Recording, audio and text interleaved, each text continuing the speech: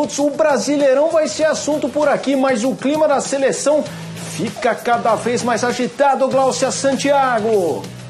É isso, Felipe. Ótima tarde para você, grande tarde para quem nos acompanha. Vamos falar bastante de seleção brasileira aqui no nosso Sport Center. Tem Copa América, eliminatórias, bastidores. Anderito também conosco e Renato Rodrigues para nossas 2 horas de programa, com muita informação, muita opinião, muita coisa para a gente falar, Felipe. Vamos dar uma olhada se o Tite segue com a sua coletiva de imprensa. Vamos colocar na tela o técnico da seleção, Tite. E é muito daquilo que tem aqui dentro da seleção também. Por isso que o Matheus falou em alma na entrevista passada, numa pergunta anterior, que eu não lembro quem falou. Última pergunta, agora do Rodrigo Correia, do canal Pô. Boa tarde, Kleber. A gente já sabe que você não vai confirmar qual que é quem vai entrar de titular, né, como centroavante. Mas eu queria te fazer uma pergunta específica sobre o Firmino. O Firmino, ele tem uma característica muito diferente do Gabriel, dos dois Gabriéis, no caso, né? Queria saber se a entrada dele no time, seja entrando no começo do jogo, seja entrando no segundo tempo, ele muda completamente a forma que o Brasil ataca? Tudo isso passa por essa escolha do jogador? Ou é só um jogador pelo outro? Não, ela modifica, sim. Ele faz uma composição e uma superioridade maior no meio campo, e os outros atacam espaço. Dentro daquela ideia de equilíbrio, eu volto a dizer, se a gente traduzisse, a pergunta é tática, se eu fosse traduzir em termos de funções, 4 defensores, 4 meio-campistas e 2 atacantes. Como eles estão dispostos? 2 pontas, um centroavante e um ponta, 2 meio-campistas, 2 flutuadores, bom, aí difere. Mas em termos de ideia de futebol, é assim, mas são diferentes. O Firmino é indiscutivelmente um dos grandes jogadores do Brasil hoje, um jogador que tem essa característica de 9 que é 10, de 10 que é 9, fazendo uma função, completando o quarteto de meio, ele já tem uma experiência muito grande, e fazendo a função de 9, como fez em jogos anteriores também. E Gabriel, o Barbosa, é um jogador de dentro, Gabriel, o Jesus, é um jogador de dentro e de fora, e esses complementos é o que a gente vem trabalhando a cada jogo e busca para esse jogo contra o Paraguai um equilíbrio de equipe, um equilíbrio de meio e um equilíbrio de ataque. Vinícius e Cebolinha são 2 jogadores de banda, de lado, onde produzem mais.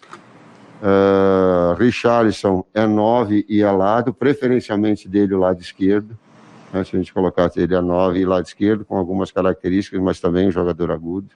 Neymar era externo, que é dentro, Neymar é arco e é flecha, como diz o Barão, fazendo com a mão. Então essas opções que a gente tem, que a gente traz, felizes com ela, felizes com as opções que ainda temos na seleção olímpica de uma nova geração que vem, nos dão grandes chances da gente fazer um grande jogo ofensivo, que é o que a gente busca contra o Paraguai. Muito obrigado, professor. Obrigado, Pedrinho. Obrigado a todos os jornalistas e jornalistas que participaram. Mais uma coisa.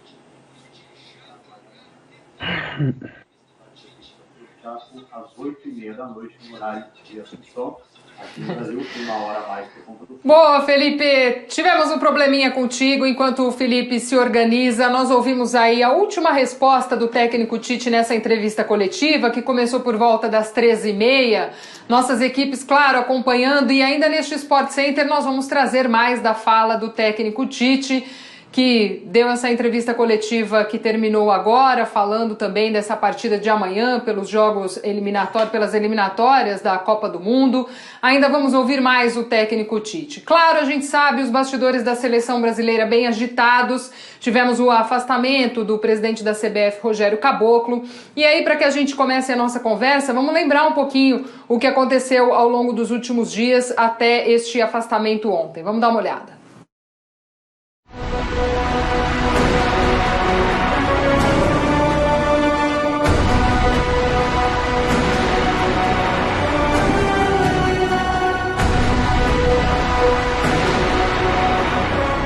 Conmebol confirma Copa América no Brasil. A Conmebol acabou de anunciar.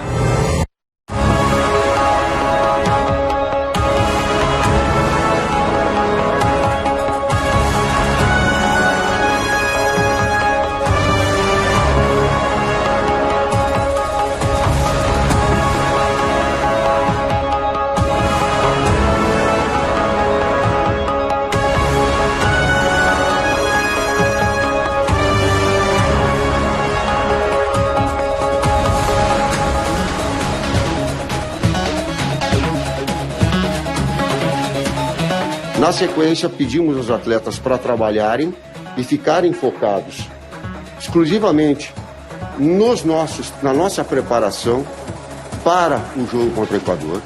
Nos atenderam nessa solicitação.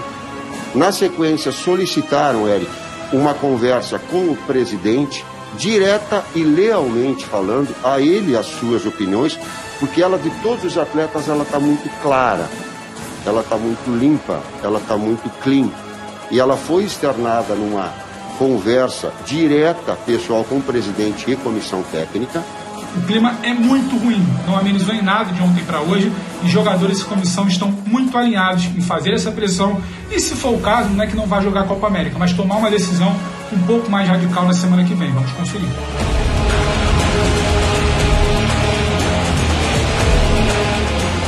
Uma funcionária da CBF apresentou uma denúncia de assédio sexual contra o Rogério Caboclo.